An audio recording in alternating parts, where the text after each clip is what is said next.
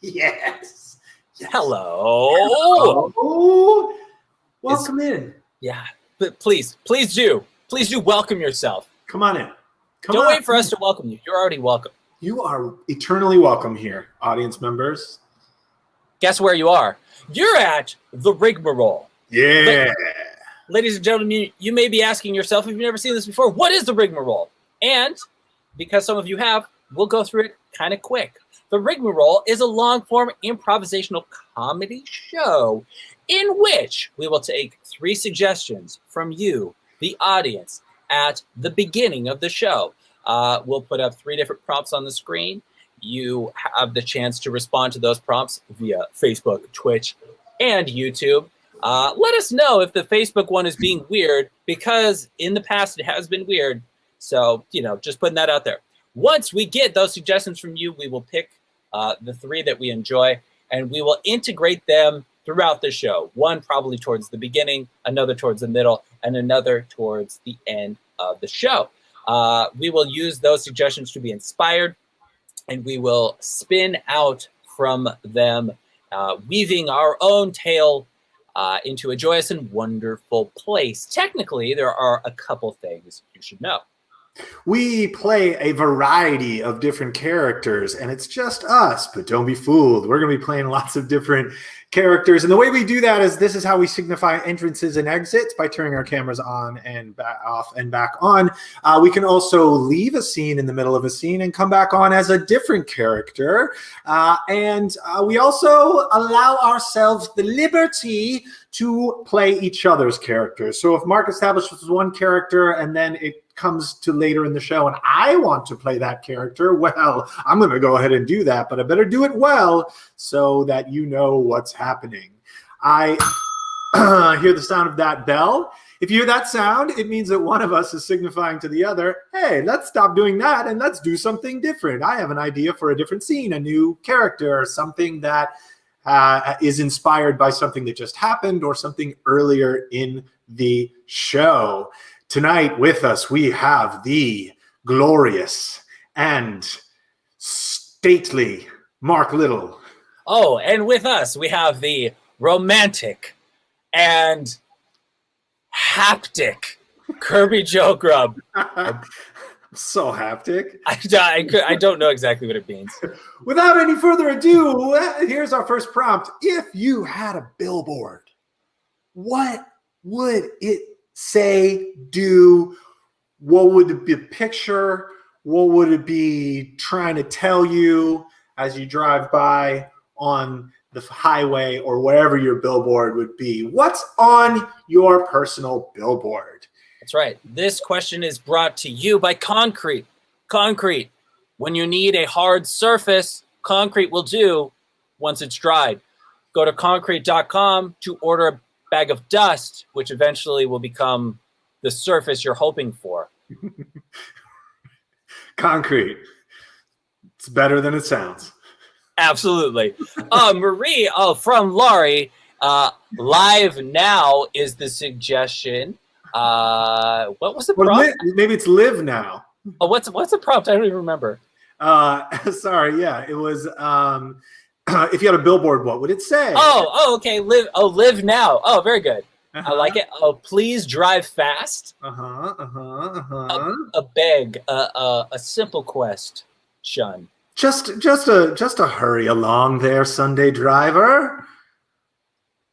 She says, live. Very good. Live now. I get it. Okay, good. Thanks for clarifying that. That was very kind of you. That was very kind. Extremely kind. I like live now. Live now. Or live now. We don't know. It's open to interpretation. We don't want to be pigeonholed. Oh, wait. We got another one coming in. Sing with me. Aw.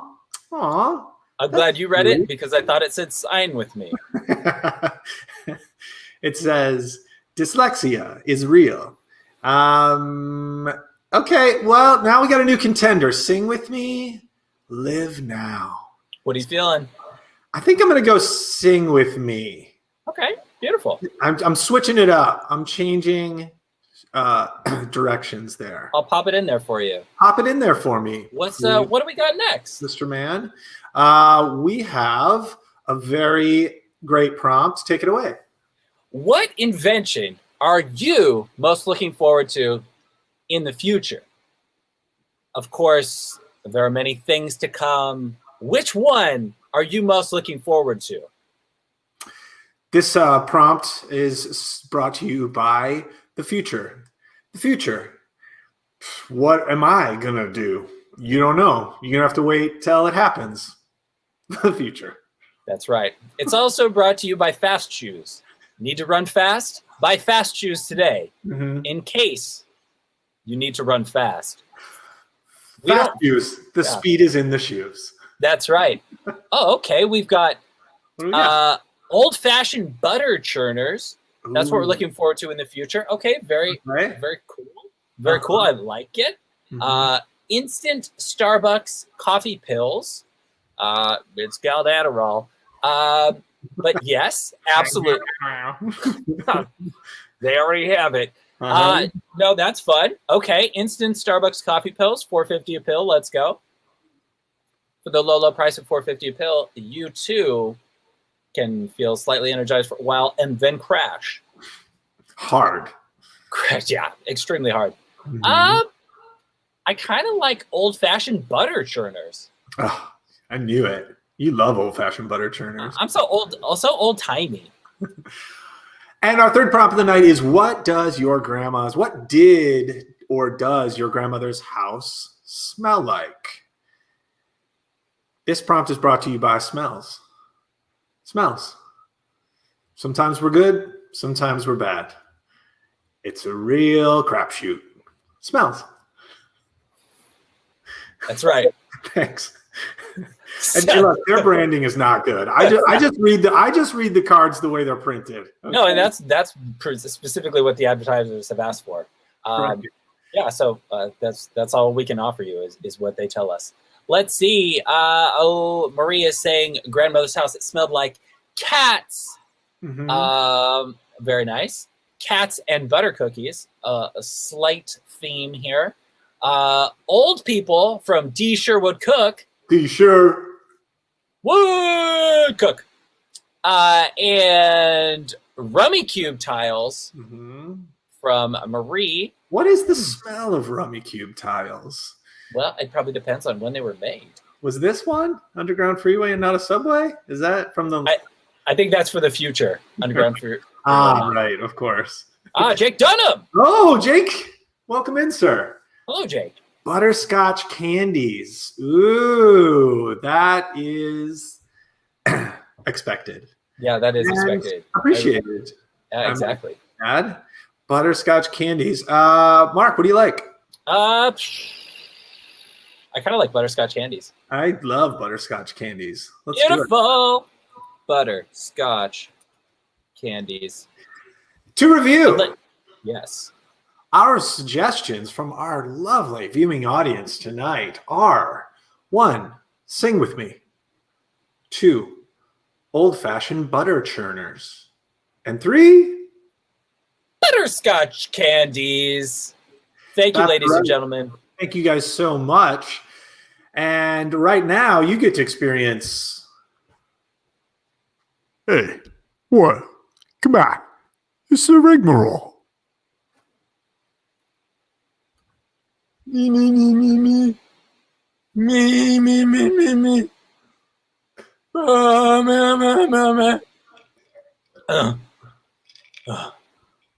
Finally, the day arrived, and I was ready for my first Broadway audition. I'd put in all the work. I'd consulted the world's greatest coaches. And now it was time for the big time. Cats. Hi, I'm here for my 1:30 audition. Hello and welcome to the Annenberg Theater for Revival of Musicology and Textile Museum. You're Charles Thorgood. My reputation precedes me, and you must be our 1 o'clock auditionee. Bradley Pootst. I am Bradley Pootst. Yes, I can't. Oh my God, this is like a dream. Charles Thorgood standing backstage and saying my name, saying Bradley Pootst. Charles, Bradley, you strike me as you have one of those voices that when you get older, your voice will be very low and sophisticated. But now it is so sprightly and young as you are a young man. Well, I am a young man, and the more I live my dream, the more excited I get, and the higher the frequency goes. You should hear me when I'm at home. I sound like a true bass, a true baritone.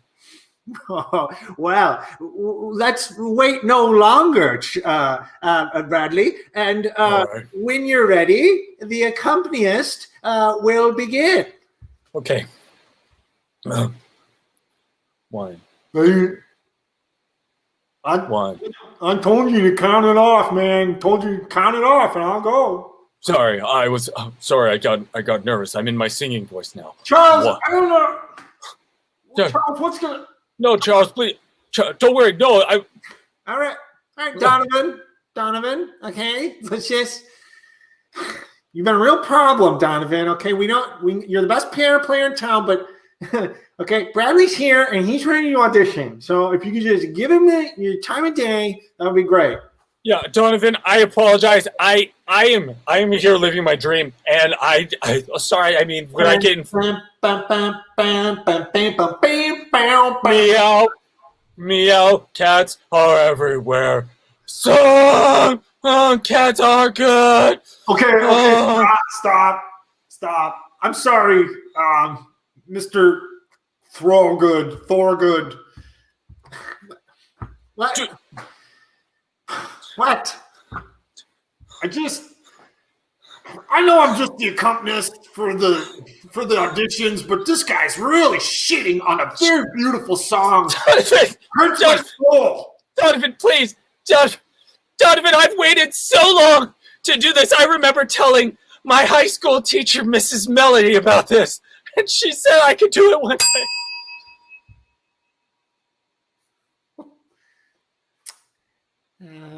Mrs. Melody, I swear to you that this is how it'll happen.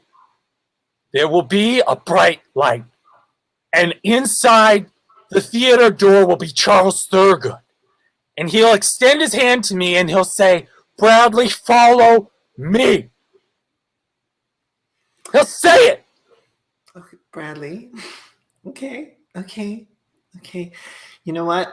I've always inspired you to dream. And that is one big, gigantic dream that's in the sky and up there way, way high, And I also want to say thank you for not telling your parents about our little drives. Mrs. Melody, those drives mean so much to me. They are the fuel that ignites my fiery dreams for Broadway. And although it's a platonic relationship, Bradley, they're not going to understand. Okay, they're not going to understand why you and I, let me just get on the road here. They're not going to understand why you and I like to sit in the car together and just talk. That was a very smooth turn, Mrs. Melody. One of the smoothest turns you've ever been able to do. Check this one out. Wow. And Mrs. Melody, you're right. My parents don't understand. I came to them with my dreams of Broadway, and my dad spat in my face. Diane, hon. What is it, Roger? I said I was going to follow Bradley after he left school, and it's not good. Roger, just give it to me straight. I hate suspense. Well, hon, your voice is getting crazy, and I know that's what happens when you get... Roger, I hate the suspense. Just tell me. Okay. You're getting too out of hand here, hon. You got to really cool it down. Look, Look, the shakes are coming back. I'm going to spill my seltzer. I'm so nervous. Just get a towel. God damn it. Listen. Okay. So I saw him get in the... It's all over. I can tell. Hon, you just dumped it all over your face. Wait. Look, I haven't even told you the bad news yet. You're about to say it. You saw him what? You saw him get in what? Look, I don't want to keep you in suspense any longer, but just... Don't keep... Damn it, Roger. If you don't tell me. I'm having a hard time getting it out, okay? Listen, our boy, our sweet boy, he got in a car with the counselor at school, and then I followed him up to Old Man's Bluff. And I thought it was going to be something bad, but then they just sat and they talked. And I had the binocs. I thought, wait, there's so many problems. We told Bradley not to ever get in the car with anyone other than us. And you're telling me he has directly disobeyed me? I was hoping that spit in his face would set him straight, but maybe he needs another spit in the face. You know, I know that's probably not good parenting, but that's all I got. Hey, we read it. In Parents Teaching the Youth. We read it. That was a good book. Chapter 14. The kid doesn't know Jack. As a parent, you've got to think, what do my kids know? They don't know anything, especially when they're little. How can I fix that? Fill their head with information. Fill their head with knowledge. But what knowledge? Things that you find in a book? That's a good start. If you're reading very intensely and your face is very close to the page, that's the right way to read. This information is so valuable that you're going to want to get your face right up next to the words. That's it. Even closer. I can feel you now. I can feel you reading these very words through time. From my desk here in Blakeswood, Colorado, I can feel my future readers reading. Roger, this book is incredible! But I digress. Kids don't know Jack. That's the theme, right? Here we are, returning to the theme. When I was a kid, I didn't want to have information. I didn't want to know things. I thought, well, if I'm burdened with information, then people are going to ask me questions.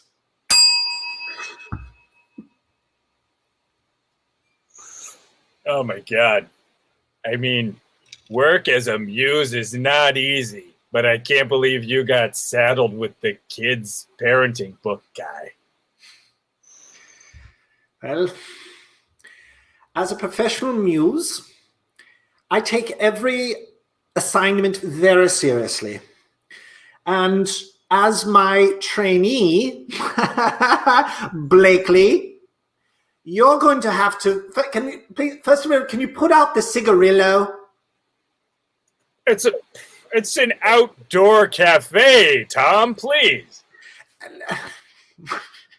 Okay. It's just that I can't really get through the plume of smoke to be able to really feel like I connect with you.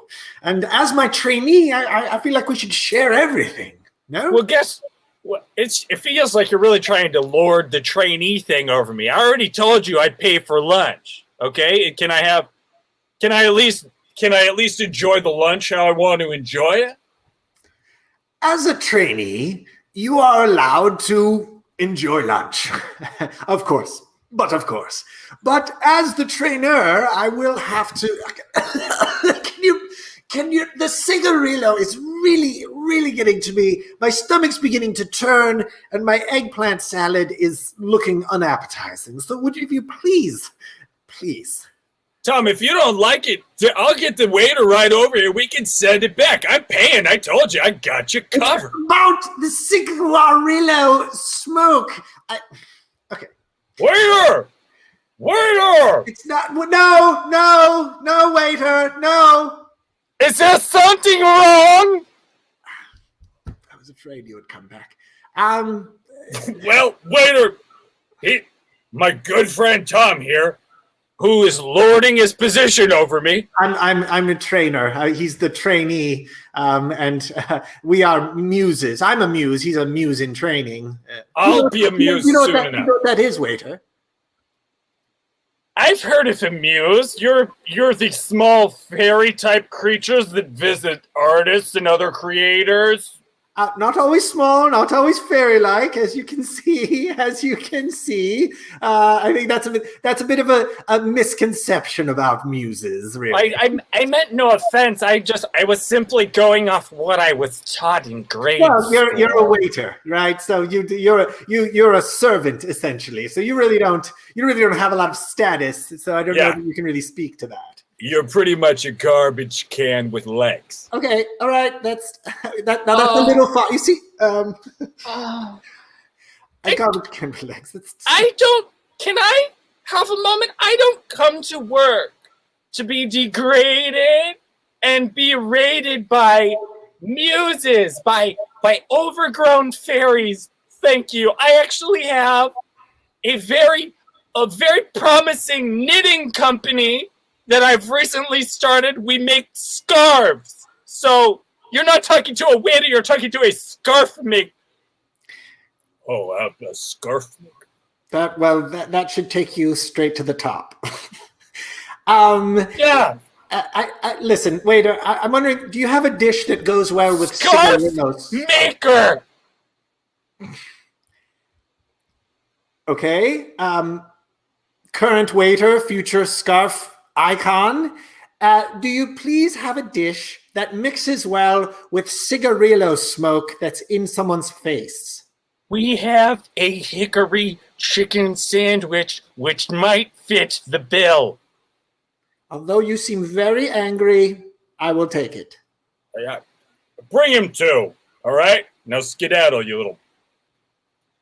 Don't you dare! Listen, I just feel like you need to give me more status. Like you're a little too cool to be in training. All right, you seem a little too sure-handed to me. It seems like the two of you need to settle this. I'll leave. Thank you. All right, hey, I'm sorry that I'm a little irreverent. You don't know what it's like to grow up in Russia.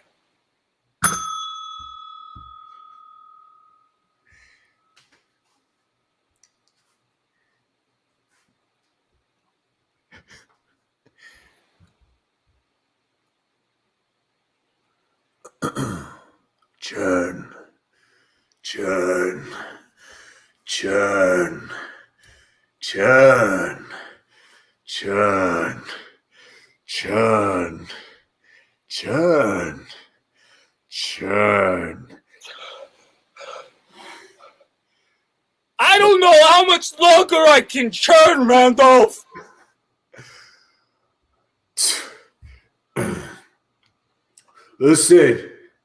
Listen, Carmine, couple more gallons and we can knock off for the day. We can go over to the Bellevue Mall. We can get a couple smoothies. Take a look at all the beautiful people walking by. Wipe this butter off our hands for the day. At this point, Randolph, that smoothie is the only thing. Smoothie and people watching are the only things that let me get through the day. Look at these blisters. My hands are just bleeding, just churn butter bleeding, just. Let me touch it. It stings. I don't know why are we doing this? Why are we sticking our hands together? We want to remember forever what it was like when we were at the bottom of the totem pole, churning butter. But you know what? You and me, we're going straight to the top. We're going to be butter icons one day. That's right. That's right. And that day starts with today. Because I got a little proposition for you. Let me put my churning stick aside. Go ahead. I was in a supermarket and I saw something called substitute margarine. Right? And You like this? I friggin' loved it. And I took it home and I gave it to Clarice. And I gave it to Tomboy. And neither of them could tell the difference. So I'm thinking, right? I'm up all night, right? Drawing up schematics, right? Here we are, right? Churning butter. Here's where we want to be, right? Up here, right? You drew up those schematics last night. Yeah, well, I mean, this is us, right? I drew up right? this list of goals last night. Last night you wrote up the list of. Whoa, let me stick this to the wall. Last night you wrote this. You wrote up a whole list. This was just last night. The first goal was draw up schematics. Check. Number one. Oh my God! So yeah. So wait. So we're here, right? And Yeah. This is where we're trying to get to. Butter icons, Lord of Margarine, right? Right? Only thing I can't figure out what's going on in here. I wrote something about a horse. A horse. Okay. So you're sure this horse will make butter?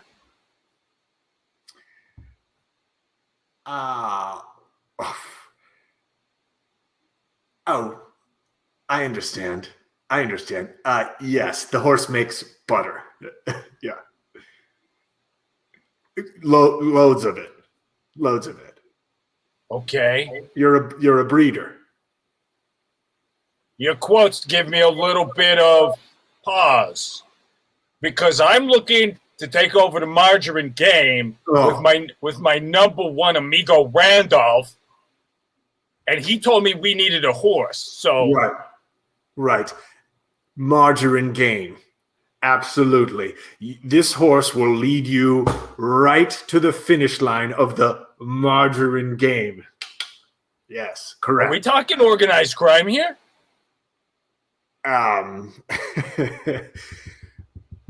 Yeah.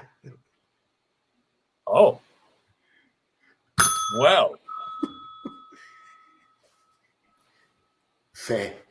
Hey, Fat Sammy. What is? We unloaded a couple of butter horses, and we had a little situation during the transaction. A situation? You're telling me you, Louis Legs, had a situation? Yeah, that's right. Why you gotta disrespect me? Hold on. Why are you saying everybody's name when they come in the room? Because my people told me that Louis Legs never found himself in a problem he couldn't get out of. And all of a sudden, I got Louis Legs. Fat Sam, it makes me uncomfortable. Like maybe you working with some kind of law enforcement because, just a few minutes ago, the Don was in here and you were like, hey, Don Giattani, remember when we killed that guy? And everyone was like, that's a little weird. A few minutes earlier. Hey, Don Giattani. Don Thomas Giattani. 808 3rd Street, New York, New York. You remember when we killed that guy a few weeks back? Mainly you killed him with the saw? That's an awful lot of details for a guy to be saying out loud inside of a hideout. Hey, I mean, Don Giattani, 808, so on and so forth. All I'm saying is it was you, right? Why does this guy keep saying my address? Why is this guy? Hey, Yeah, hey. that's a little suspicious, Dad. So yeah, so when you was, it made it a little uncomfortable that you was doing all that when the Don was in here, and I invited him over for roast beef sandwiches, so you'll make me look like an asshole. But now I'm wondering, is this guy wearing a wire? All I'm saying, Louis Legs, is that I had heard a little different about you. That's all. Grab him! Grab him! Yeah, well, let me tell you, I feel like therapy's going well. And the strategy of using everyone's name to get more friends, I'm going to be honest with you, Doc, doesn't feel like it's working exactly as you had suggested. Right. It works for most people, but you're probably in a certain type of line of work. Doc, I never talk about my profession, huh? But you do some things that are... Doc, is this a game of charades? Or is this the therapy that I'm desperately seeking so that I don't prematurely kaput myself? Hey, no premature kaputs around here, okay? I'm sorry, you said premature kaput, and so I'm gonna have to report that. That's the kind of language that we can't let go by. I'm gonna have to report you saying premature kaput. Oh, so that one doesn't get a cute hand signal, huh? But all the other ones do. There's nothing cute about premature kaput. Well, I guess you're right.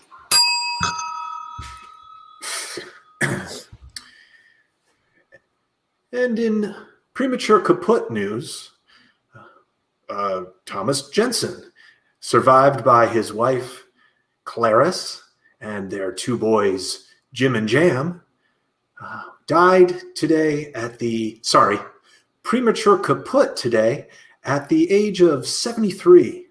He was a metal worker and he loved horseshoes. In premature kaput news in Rhode Island, we've got... I'm sorry, can we cut? Tom, do you like the way I'm kind of doing it like it's a game show? But I feel like we should just spice up the obituaries a little. No? Well, here's the thing, Rupert. Here's the thing. I hired you because you're the talent, okay? And I think your instincts are right, okay? And how do I say this? What you're doing is right. Okay. All right. Awesome. That's all I needed. Let's take it again. Hey, big kiss. Okay.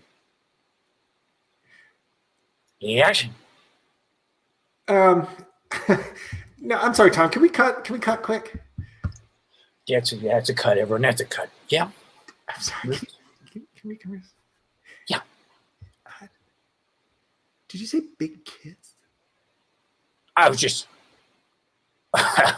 well, that's what we say. That's what we say in the industry. And you seemed like you were a little down. So that was a big kiss just for you, huh? Now you keep it up. I've been in this industry for a long time, and I never heard anyone say big kiss. Tom, if you have feelings, it's okay. Feelings? Wait. It's just no one can. Larry, can we cut my mic for a second, please? Yeah, we're gonna go ahead and cut the mic. Thank you, Larry. Big kiss. Thanks. See, that's a big kiss. That's exactly right. That's big. Thanks for the big kiss. Larry, I didn't mean it like that. I got caught up in the moment. Well, see, it's a pleasantry that we use in the industry. That's all. But Tom, are you sure you didn't look? My mic's cut now. Are you sure you didn't? I'm sure you didn't mean. You guys want anything from craft services? They got data shits. They got a couple data shits. We're okay, Steven. We're fine. We're having a little personal conversation. They're cream cheese. They're cream cheese and apple. Yeah, okay. That actually sounds good. That actually sounds good. Bring it over. As long as it's not raisin, huh? Okay, on my way. Here it comes. These sets are so big. Oh, that looks good. There you go. Okay. Thanks. Okay, we'll see ya. Thanks. I gotta go outside. Oh, jeez. You stir your Danish?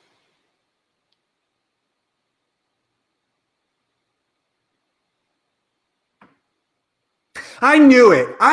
You meant something sexual by Big Kiss. He almost let me feed him. You guys, he almost let me feed him.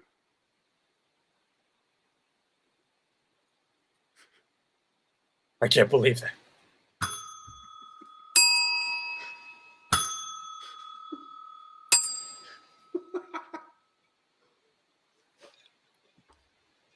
Hey, come on down to Stan's Carpet if you need carpet. 24 hours a day, 7 days a week, we're selling carpet. Burberry, rugs, we're selling panda carpet. That's carpet with pictures of pandas on it.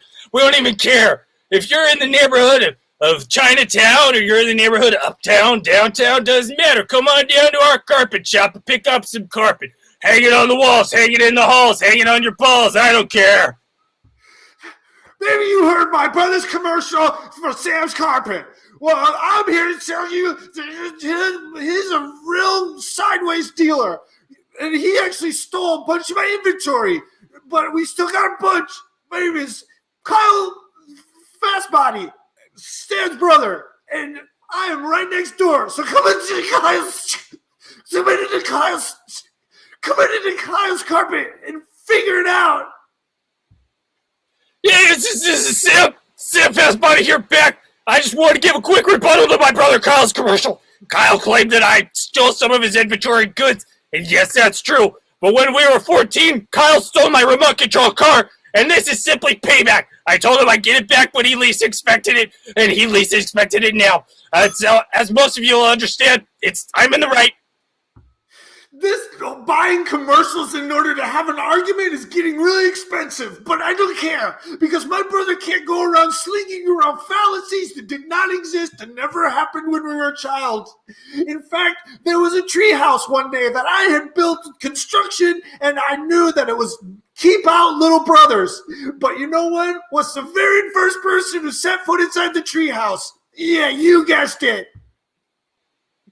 The fact that sign was built in the first place seems to be a little backhanded.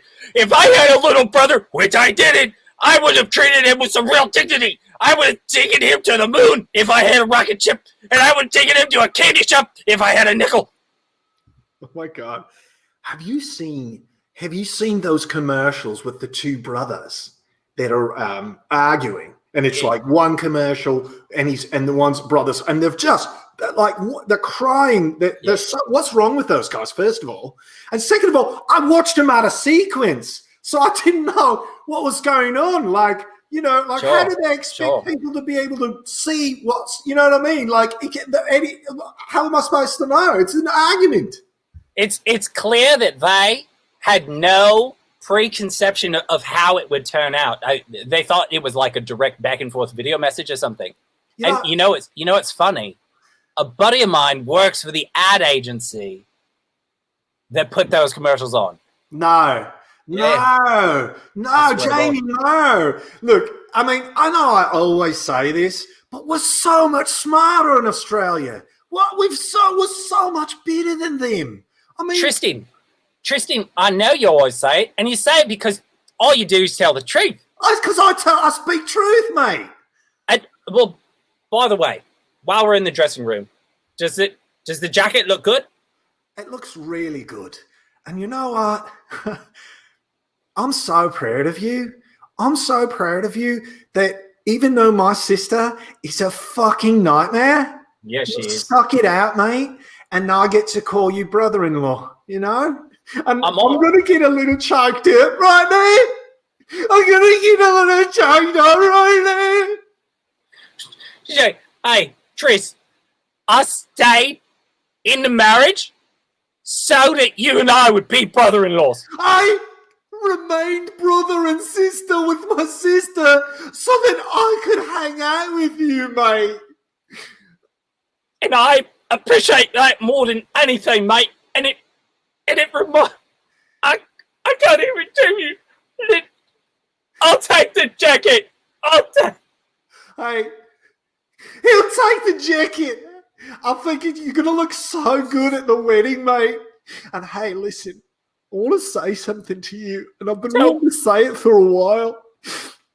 What is it? If my sister, if she ever does anything that is ever out of line, you just call me, mate, because I know secrets about her. You just shut her face right up, mate. Shut her right up, mate. Well, the first sign of her doing anything out of line, you'll be on the line. You should work in commercials, mate. Well, I do have that mate. Maybe he could get me a job. Mate! Yeah. Bill Wilkerson. Bill Wilkerson. Well, they can't do worse than those fucking commercials with the two brothers. They certainly can. I mean, we should have our own commercials. Honestly.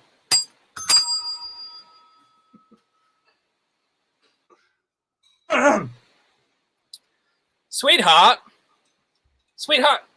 I appreciate you making cookies on our honeymoon, but didn't I specifically say that I don't like oatmeal chocolate chip? I just like regular chocolate chip, and now I've seen, and I appreciate the effort, but it seems like you specifically have made oatmeal chocolate chip cookies.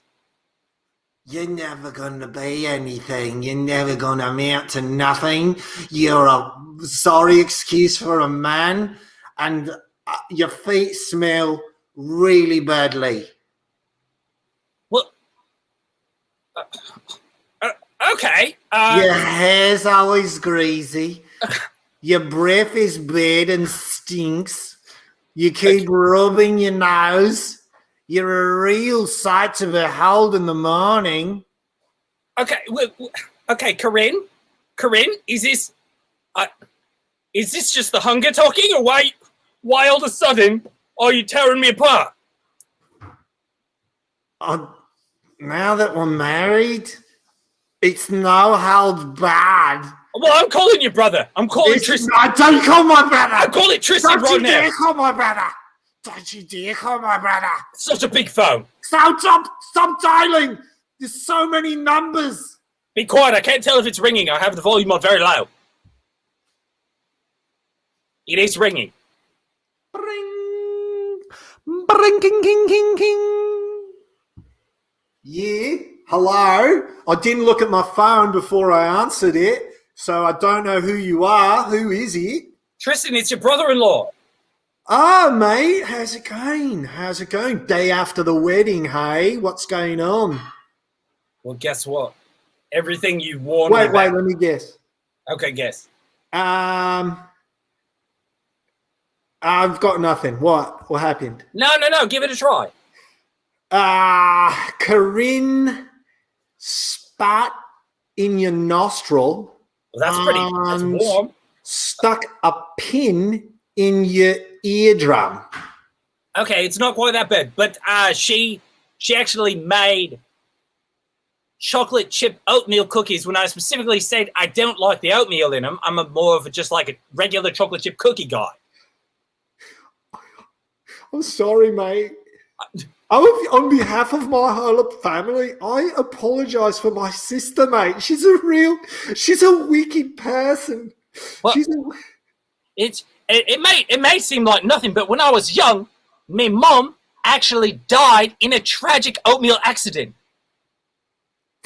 What do you mean seems like nothing? That seems like everything. Like, if that had happened to me, I would have been scarred. I wouldn't have even been to look at oats or any type of grain, really. Yeah, look, I'll tell you the story. My mum, she was microwaving.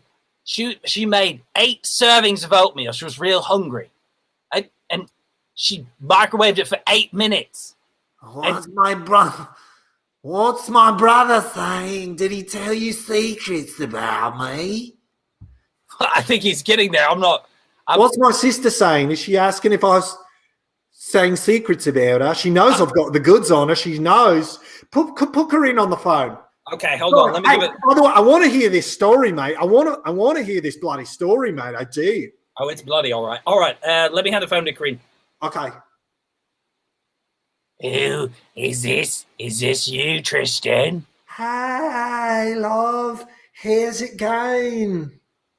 It's not going great. I'm with this wicked, pathetic, stinky piece of trash who's now my husband. Corinne, you're probably just hungry and hungover from the wedding yesterday. You know, I mean, and I don't know why you guys aren't on honeymoon. It's probably because you ruined it. It did something like you did when we were kids for everything. But let me tell you something right now. I've grown to like him very much indeed. And if you do anything, if you won't let up on him, if you do anything to my best friend, I don't care. I will do something. I will tell him about the time that you know what I'm talking about. Don't tell him. No, do not tell him about that. The time with the no, with the chopsticks. Not the yes. Don't share about the chopsticks. If he knows about the chopsticks, it'll ruin me. It'll ruin us. And despite his patheticness and his stinky feet and his bad breath and his lack of ability to do anything, I love him. Well, just be cool then. That's all I'm saying. Just be cool with him. You seem like you really cooled out in the last minute. So no, there are things about him. Here we go again, Corinne. Here we go again. There are things that I dislike about him.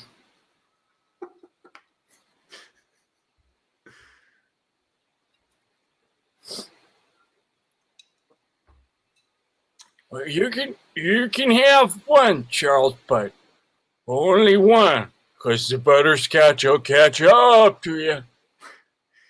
I know, Grandpa. I know. And, you know, Grandpa, I'm not 7 anymore. Okay?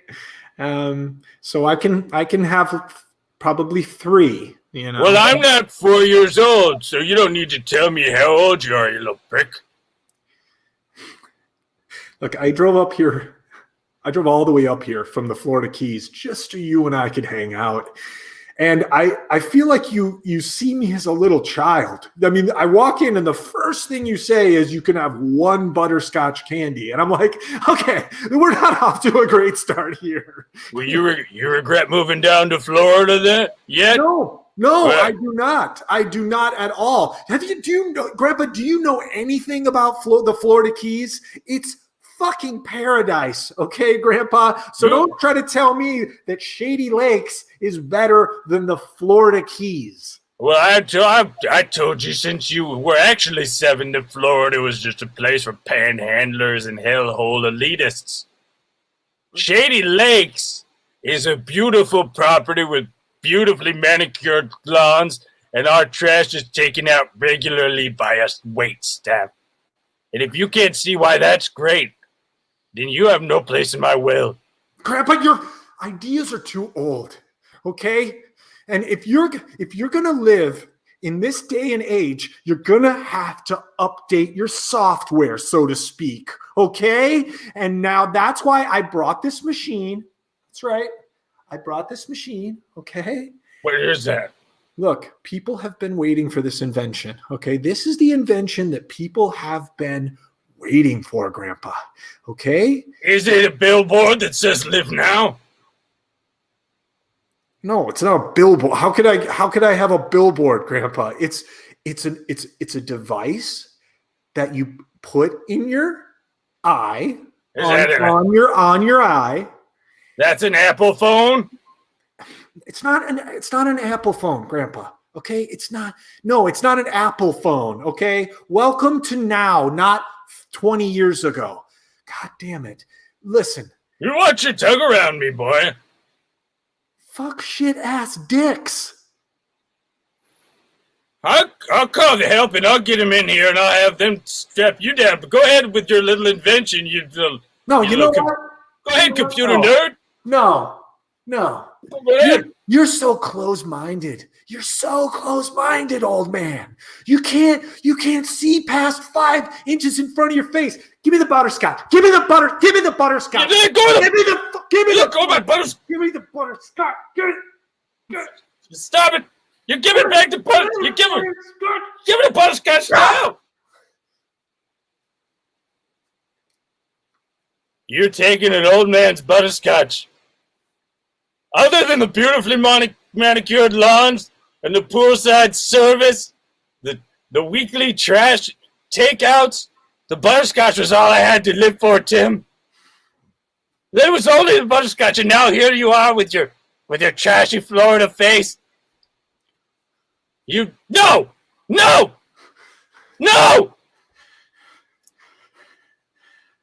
That's you. That's you, Grandpa. That's what you look like. That's what your soul looks like. I know you killed people in the war. I know you did. I read about it in that trunk that you left at Aunt Marie's house. You're a bad person. You don't understand what war is like, boy. Tell me.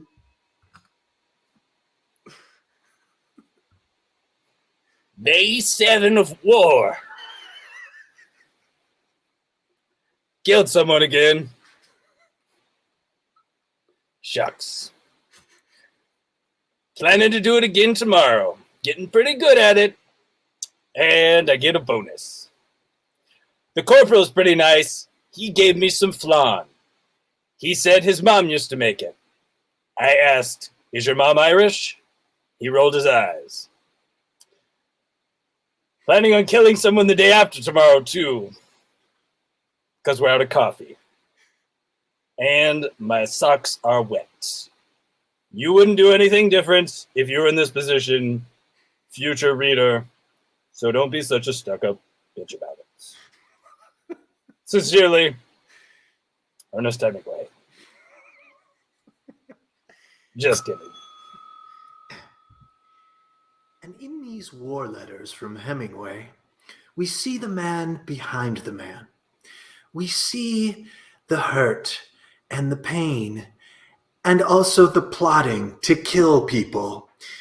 Before this time, people just encountered enemies on the battlefield and killed them. But Hemingway revolutionized war by planning on how many people that he was going to kill. Some people became tired of these letters because he wrote one every single day. Day 7 of war is not a rarity.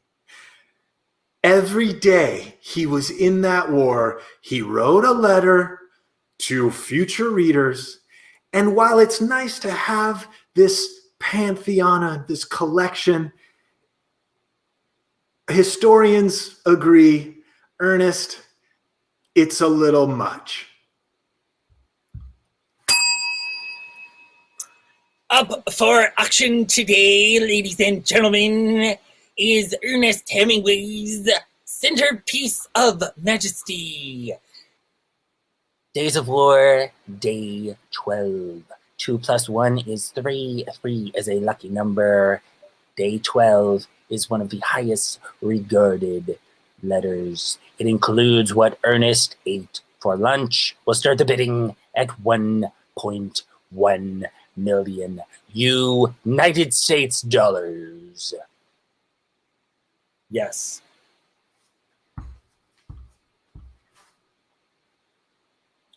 Yes, we have $1.2 million. 1.2 going once, 1.2 going twice, 1.2 going 3 times. We have $1.3 million. 1.3 going once, 1.3. There seems to be a scuffle in the crowd. 1.3 going twice, 1.3 going 4 times, 1.3 so. 1.5. $1.5 million. I don't know if you noticed, but I just jumped you up $0.1 million. Guess what? You're getting the sucker end of the deal, but you don't even know because you're too busy fighting. $1.6 million. $1.6 million. Oh, we have a security? $1.7 million. Ron from security, can we get you down on the floor? $1.7 million. 1.7 going once. $1.8 million. We have 1.8 going once. 1.8 going twice. $1.8 million sold to the gentleman who was very happy with his bid of $1.8 million. He looked very pleased. Ron, take out the other gentleman. This gentleman just spent $1.8 million on Ernest Hemingway letter 12, which disclosed what he ate for lunch that day. Yo, I came to pick up my what I won in the raffle.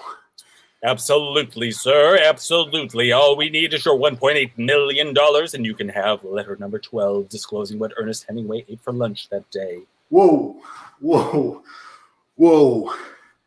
That ain't like no raffle I ever been to. Raffle, sir? This is a bidding war. This is an auction house, sir. This is a place of high culture and high society. Oh. Look at my badge, sir. Auctioneer. That looks official. It is official. Sorry, it's my first time in the Hamptons, and I guess I thought it was like a raffle. I didn't realize it was an auction. I thought everybody up here just says a lot of money in front of everything they say because it's the Hamptons. Sir, I have never been more disappointed with an Italian American in my life. Whoa.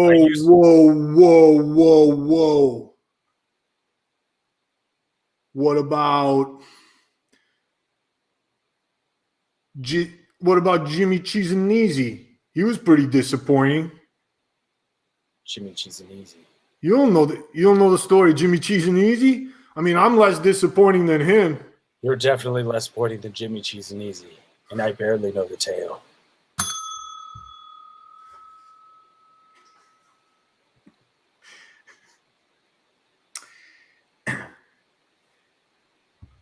In Northampton, a dance fight broke out at a local auction house during the multi-million-dollar bidding over Ernest Hemingway's annoyingly frequent letters. The annoyingly frequent Ernest Hemingway collection was up for auction, but they had ferried in and bussed in many people from Brooklyn, the Bronx, and Long Island who didn't seem to understand the concept of an auction.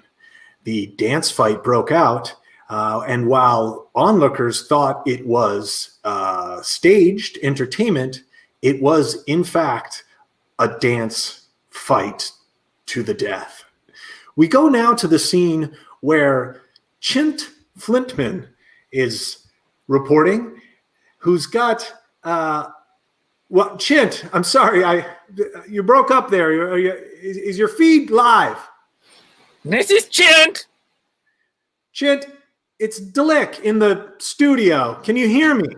Yes, Delick, I can hear you. This is Chint Kintman, and I'm out here outside the auction house. And the hullabaloo is at a level you would not even understand. Can you describe the scene?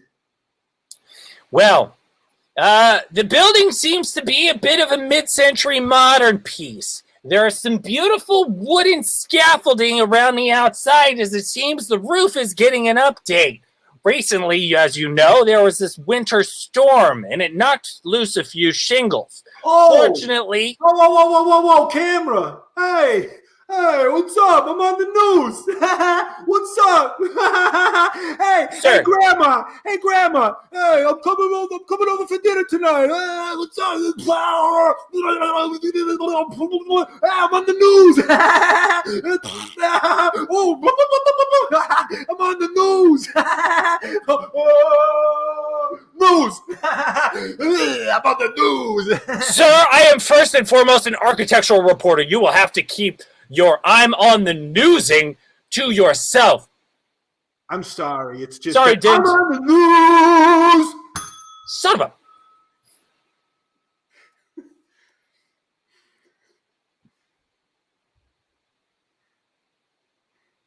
And he was on the news.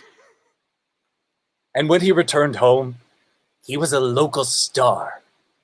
His mother had made a big pot of his favorite gnocchi. And that was the beginning of the end, because he was unaware that this time he had a potato allergy. Hey, Tony!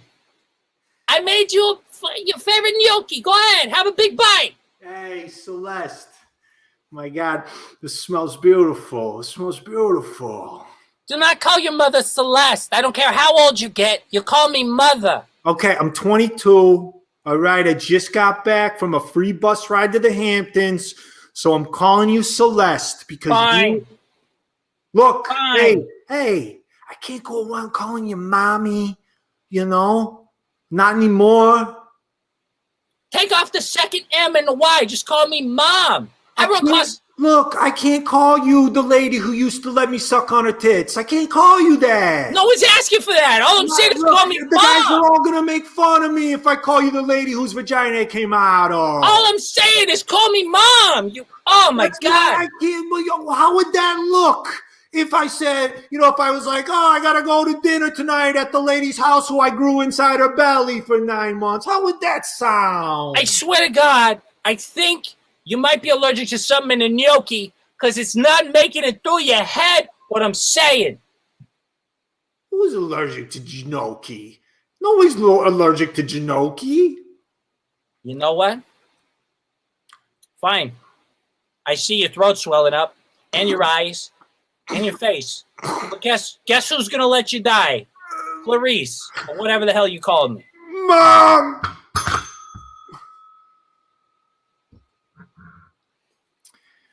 A local Italian boy died today. Gnocchi. Who would have known? In other news, hot dog vendors around the city are crying as the aluminum foil shortage rises. In other news, mustard packets are reaching an all-time short supply as Heinz decides ketchup is the way forward.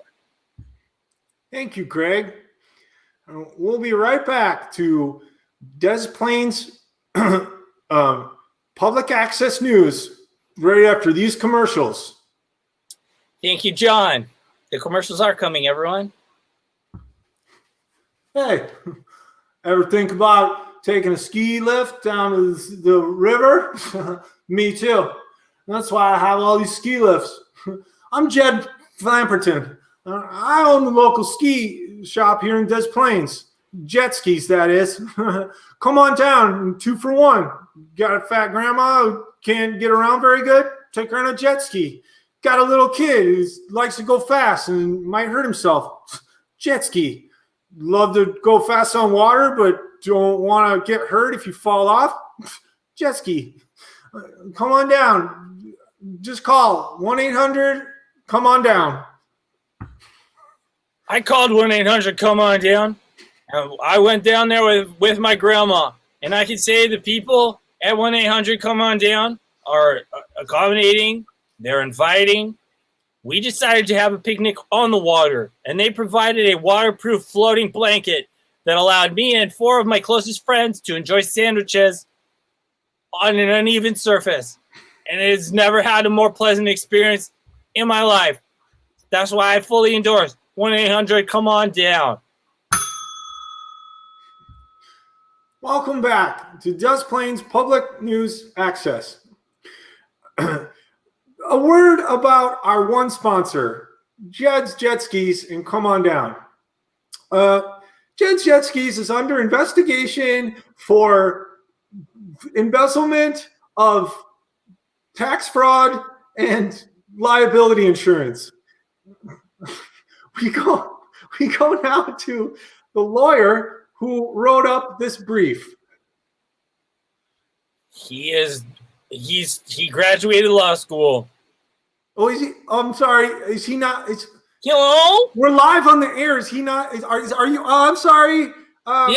Ted Princeton Esquire. Are you on the line? This is Ted Princeton Esquire. And I think what everyone needs to remember is that in the United States, the order goes innocent until proven guilty. That's regardless of what a grandmother says, That's regardless of any damning evidence that's been found, such as wire fraud or funds transferred directly, pardon me, to a bank account. Thank you, Mr. Blinsky. So I don't want to. Thank you. You're welcome. Now, you may know that here at the Des Plaines live action public access, public source news, we ask hard-hitting questions. So I'm looking at your legal brief right here, and it says that you are suing for embezzlement of fraud and tax evasion, but that doesn't, the way it's worded doesn't seem to make any sense. Comment? We're the ones. Well, not me personally, but my client is the one getting sued. It's a class action lawsuit that's being brought against us by let's see, about 74 different clients who came down and rented jet skis, and we allegedly used their credit card information to build a swimming pool and a hot tub and get a year's supply of rice. Thank you. Allegedly. Thank you for laying out all the accusations against yourself and your client so clearly. Happy to help. How does your client intend to plead? Not guilty. Could have seen that one coming. Thank you for your time, Mr. Blinsky Esquire. Actually, while I have you, I'm live on the air right now in Des Plaines, Illinois, but go ahead. I've been thinking about doing my own show. I would call it Law Talk. Well, no disrespect, Mr. Blinsky, but running a public access channel and a show is a little harder than just wanting to do it.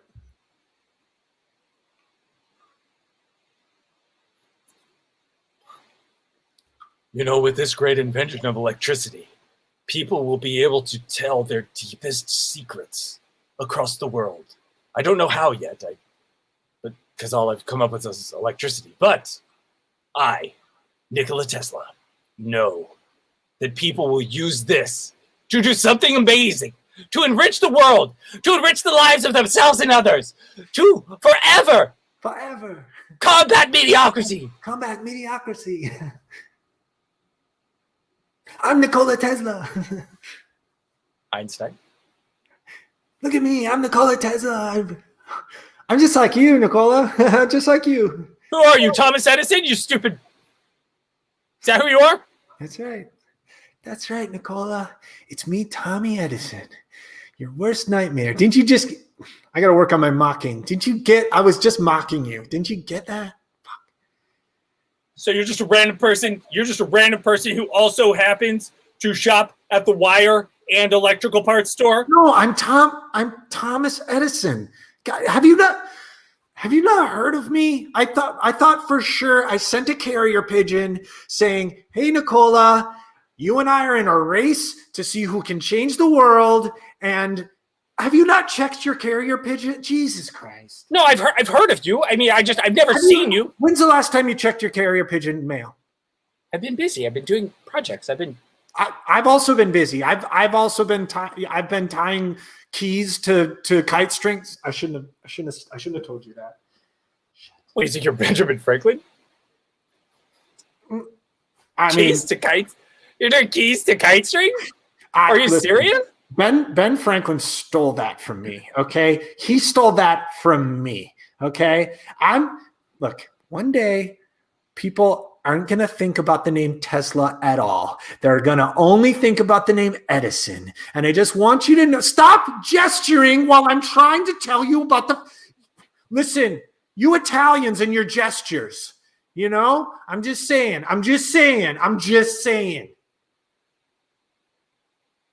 You're going to bring out a side that Tesla tried to bury deep inside in the old country. Whoa. Your whole energy just shifted, and I think maybe I'm going to get out of here. you're gonna get whacked. Is what you're gonna get. No. Look, we can work together. Electricity can be our thing together. We can be Edela or Tessison. How about this? You can rest in peace, you son of a bitch.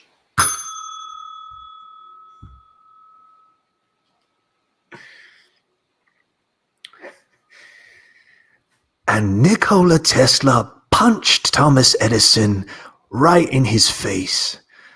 Thomas Edison's head hit the ground, and when his head cracked against the stony brick underneath him, a little idea flew into his head, and it had a little something to do with today's electricity.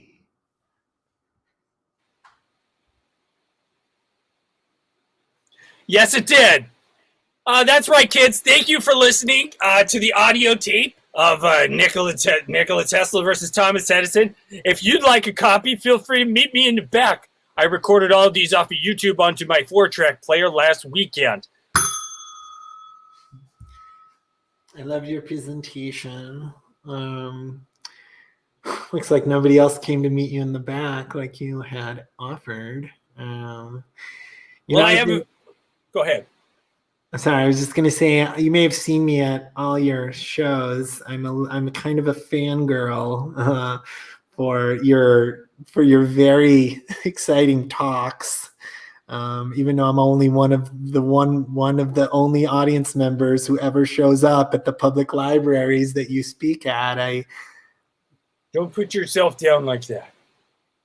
You're a delicate creature, a beautiful, delicate creature, and in the world of science needs more like you. I heard that you're a pretty good singer. I am. I'm thinking about auditioning for Cats on Broadway. I think you should.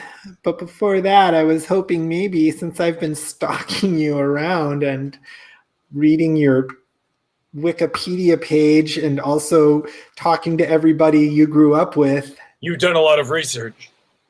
I was wondering maybe if you would sing with me. Of course. You will? Yeah. I learned the accompaniment from Cats. Just for this moment. Oh my God, play it! I'm a cat. I'm a cat. Hey, everybody.